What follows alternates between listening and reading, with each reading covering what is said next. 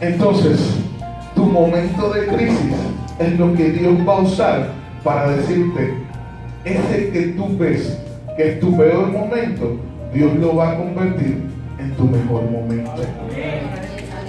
Pero Dios no convierte crisis de la noche a la mañana.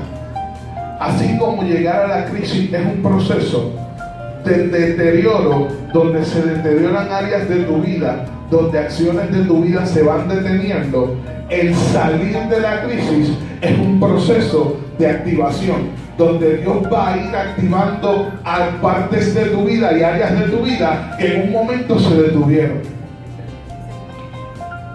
Porque la crisis, desde la perspectiva del hombre, desde la perspectiva que tú y yo la vemos, la crisis es un momento difícil, es un momento duro y es el peor momento, el que ninguno quiere vivir.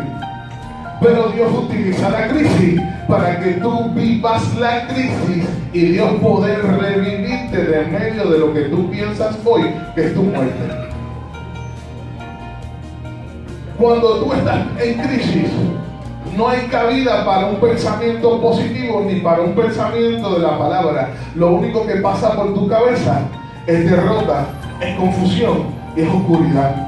Mas sin embargo, Dios no te llamó a que andes en derrota, en confusión y en oscuridad, sino que te llamó a la luz. Y en la luz no hay confusión, en la luz está todo claro y no hay derrota, hay victoria. Entonces el momento de crisis es ese momento en el que Dios te llamó, te acorraló en esa esquina y de ahí Dios va a sacar un mejor hombre y una mejor mujer. Pero a veces es necesario que pasemos por los momentos de crisis, porque el momento de crisis es cuando literalmente Dios te desnuda.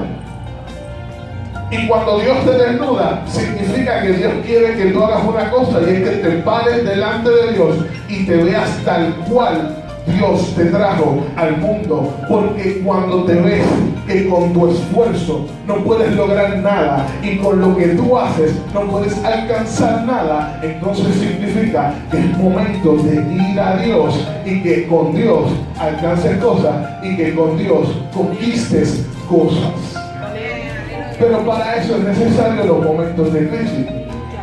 Yo no sé si tu crisis llegó porque quizás abriste tu boca y abriste una puerta al enemigo para que el enemigo pudiera acechar y quitarte cosas que te pertenecen. Yo no sé si tu momento de crisis llegó porque quizás Dios vino y dijo, te marcó y dijo, ¿sabes qué? Este es mi hijo y le voy a sacar la protección para que lo metas en una crisis y tú vas a ver que en medio de la crisis Él me va a adorar a mí. Yo no sé cómo tú llegaste a la crisis, pero de la forma, no importa la forma en la que tú llegaste a la crisis, la forma en la que vas a salir es la misma y es con el Dios Todopoderoso, porque sin Él no puedes salir de la crisis. Entonces, así como entras en un proceso de crisis, tienes que salir por medio de un proceso de la crisis. ¿Usted ha pisado un hormiguero? Todo el mundo ha visto lo que pasa cuando usted pisa un hormiguero. Se ríen, se esparcen. Para usted pisó un hormiguero. Para usted lo pisé. Si me picaron es el peor dolor que puedo sentir. Pero si no lo picaron, usted. Pero para las hormigas es un momento de crisis. Porque el trabajo arduo de sabrá Dios cuánto tiempo le tomó construir ese hormiguero, usted se lo ha destrozado en un segundo. ¿Cuántas veces te han destrozado cosas en un segundo que te han costado años? ¿Cuántas veces en un minuto te han quitado cosas que te han costado años construirlo? Y cuando llega ese momento donde te quitan algo de repente, entonces llega un momento de crisis en tu vida. ¿Qué es lo que te quitaron, que te trajo hoy a la crisis en la que estás viviendo? ¿Qué es lo que se te fue? ¿Qué es lo que te arrebató el enemigo, que hoy estás en un proceso de crisis? No importa lo que el enemigo te quitó. Por encima de lo que el enemigo hizo, hay una palabra de victoria que se marcó en la cruz del Calvario. Y eso es lo que te va a hacer levantarte y caminar hacia el proceso de la restauración. Porque el que cayó en crisis necesita ser restaurado. Es un proceso en el que vas a entrar de restauración, pero ese proceso cuesta. Porque volver, imagínate que fueras hormiga, volver a acomodar todas y cada una de las piezas del hormiguero para que quede de la misma forma antes de que viniera alguien y te lo pisara, va a ser cuesta arriba. Porque primero hay que reorganizarse. Reorganiza tus pensamientos. El enemigo jamás te va a pisar tu vida.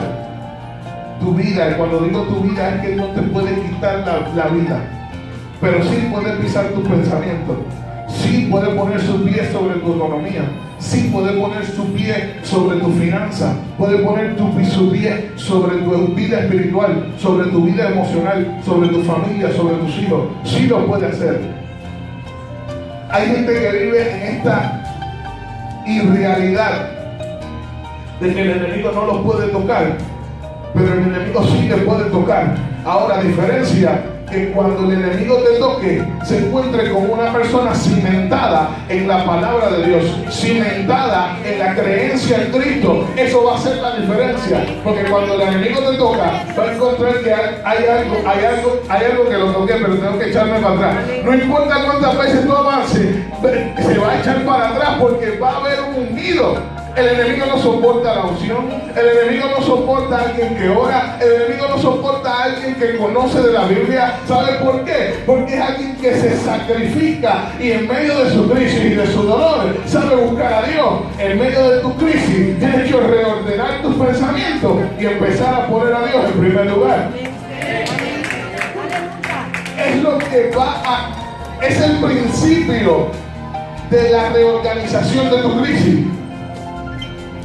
Pero si Dios no está en primer lugar, todavía no te puedes sentar a reevaluar tu vida y a reevaluar tu crisis. Porque para que tu crisis comience un proceso de salida, de despegue, tienes que reordenar tus pensamientos. Y reordenar tus pensamientos, ¿sabes lo que es? Tienes que volver atrás. Y tienes que volver aquí.